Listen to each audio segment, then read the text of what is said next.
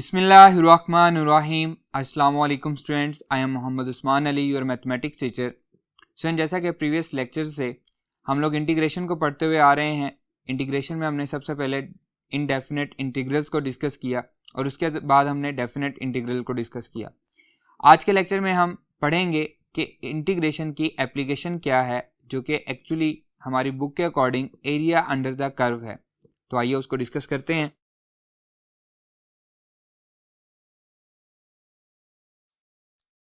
Student, second year के chapter number 1 के very first lecture में आपको बता के आया था कि हम रेगुलर पॉलीगॉन्स का, रेगुलर शेप्स अगर हमें दी गई हों तो उनका एरिया हम फाइंड कर सकते हैं। इन ज्योमेट्री हम पढ़ चुके हैं कि जो हमारे पास रेगुलर शेप्स हैं उनका एरिया हम कैसे फाइंड करते हैं। With the help of specific formulas हम उसको फाइंड कर सकते हैं। लेकिन मैंने वहाँ पे एक क्वेश्चन छोड़ा था, what about the area of irregular shape. तो देखें, ये मेरे पास एक इर्रेगुलर शेप है, इसका मैं एरिया अगर फाइंड करना चाहता हूं तो मैं किसकी हेल्प से फाइंड करूंगा? इंटीग्रेशन की हेल्प से इसको फाइंड करूंगा। आज हम यही टॉपिक पढ़ने जा रहे हैं, एरिया अंडर द कर्व। लेकिन अगर मेरे पास इंटीग्रेशन ना हो तो मैं इसको कैसे फाइंड करूंगा? तो देखें, हम इसमें डिफरेंट रेक्टेंगल्स को हम इन्वॉल्व करेंगे। इन रेक्टेंगल्स की मदद से हम इसका एरिया फाइंड करेंगे, क्योंकि रेक्टेंगल का एरिया हमारे लिए फाइंड करना बहुत ही इजी है। Just base multiply by height, या हम कह सकते हैं लेंथ मल्टीप्लाई बाय विड्थ, तो हम इसका एरिया फाइंड कर लेते हैं। तो ये जो रेक्टेंगल्स मैंने इसमें ऐड की हैं, इन रेक्टेंगल्स का एरिया फाइंड करना मेरे लिए इजी है। अगर मुझे बेस और हाइट पता हो तो मैं इन सब का एरिया फाइंड करके इसे ऐड कर दूंगा। लेकिन यहाँ पे एक प्रॉब्लम आ रही है। देखें, रेक्टेंगल्स जो हैं ये कर्व से बाहर भी जा रही हैं। अब जो बाहर वाला एरिया है वो तो हमें नहीं रिक्वायर्ड, तो इसमें थोड़ा सा एरर आ रहा है। मैं अपनी रेक्टेंगल्स को बढ़ा देता हूँ। रेक्टेंगल्स को बढ़ाने से भी मेरा प्रॉब्लम तो हल नहीं हुआ। अभी भी रेक्टेंगल्स जो हैं ये कर्व से बाहर हैं, तो अभी भी थोड़ा बहुत एरर है। हमें एग्जैक्ट एरिया तो फाइंड नहीं कर सकते हम इसकी मदद से। तो यहाँ पे हम कह सकते हैं कि अगर हमारे पास अप्रोचिंग जीरो विड्थ की रेक्टेंगल्स हों और उन रेक्टेंगल्स को हम इनफाइनाइट रेक्टेंगल्स को अगर हम ऐड कर दें तो हम एरिया फाइंड कर सकते हैं। ऐसा ही है। अब यहाँ पे ये बात बहुत इंपॉर्टेंट है, मैंने जो बात कही है, अगर हमारे पास अप्रोचिंग जीरो विड्थ की इनफाइनाइट नंबर ऑफ रेक्टेंगल्स हों तो उन रेक्टेंगल्स को ऐड करने से हमारा जो रिक्वायर्ड एरिया है वो आ जाएगा और उसमें एरर भी नहीं आएगा। इस बात को मैं एक एग्जाम्पल से आपको समझाता हूं। देखें, y is equals to x square, ये हमारे पास एक पैराबोला है। हम 0 to 1 ये वाला एरिया हम फाइंड करना चाहते हैं। मैं इसको 4 इक्वल पार्ट्स में, इक्वल रेक्टेंगल्स में डिवाइड कर लेता हूँ। 1/2, 1/4, 1/2, 3/4 और 1।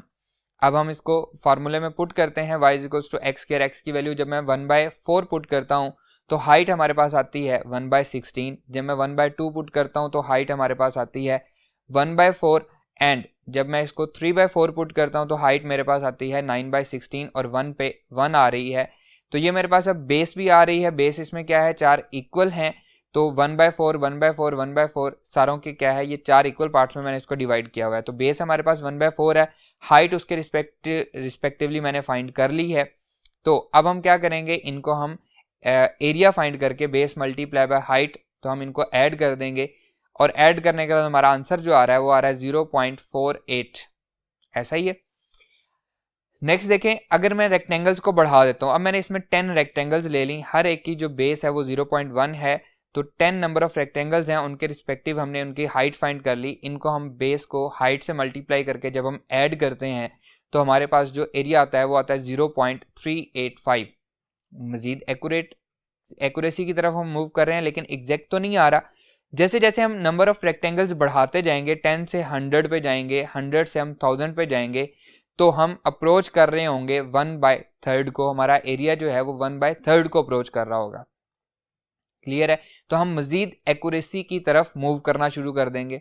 लेकिन अगर हमें इन तमाम रेक्टेंगल्स को इनका एरिया फाइंड करके ऐड करना है तो क्या करेंगे, हम इनको बनाते जाएंगे और हम ऐड करते जाएंगे। ऐसा नहीं करेंगे, हम कोई ना कोई फार्मूला ड्राइव करते हैं। देखें, ये हमारे पास एक फार्मूला है, समेशन को हम पढ़ के आए हैं प्रीवियस क्लासेस में। तो f ऑफ एक्स आई ये रिप्रेजेंट करता है हाइट ऑफ द रेक्टेंगल को, डेल्टा x रिप्रेजेंट करता है बेस ऑफ द रेक्टेंगल को। इन दोनों को जब हम मल्टीप्लाई करते हैं तो हमारे पास क्या आता है, एरिया, और उसको हम सम कर देते हैं from I varies from 1 to n. n represent the number of triangle where n approaches to infinity. Limit उस पर लगी हुई है, n approaches to infinity है, तो इसका मतलब है इनफाइनाइट नंबर ऑफ रेक्टेंगल्स को ऐड करेंगे तो हमारे पास क्या आएगा, हमारा रिक्वायर्ड एरिया आ जाएगा। क्लियर है? थोड़ा सा मुश्किल लग रहा है तो इससे भी ज़्यादा आसान हम क्या करते हैं, हम उसको इंटीग्रेशन में कन्वर्ट कर लेते हैं।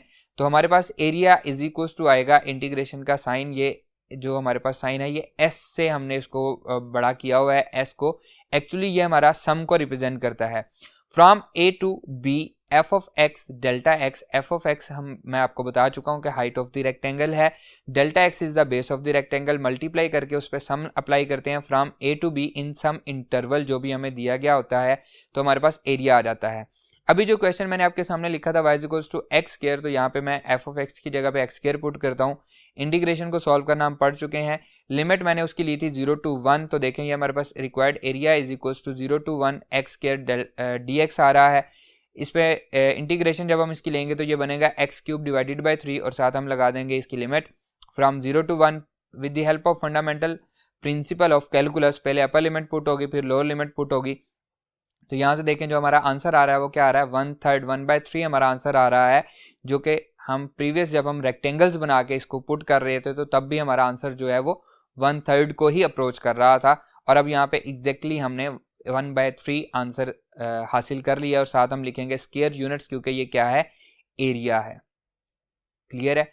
तो स्टूडेंट्स उम्मीद करता हूँ कि आपको ये लेक्चर समझ आया होगा। आपको ये समझ आया होगा कि हम अगर हमें कोई भी कर्व दी गई हो तो उसके अंडर हम एरिया कैसे फाइंड कर सकते हैं। हमारे जो नेक्स्ट लेक्चर हैं एक्सरसाइज 3.7 के, उसमें हम यही प्रैक्टिस बार बार करेंगे, वो सारे के सारे यही क्वेश्चंस हैं। इंशाल्लाह नेक्स्ट लेक्चर में आपसे मुलाकात होगी। अल्लाह हाफिज़।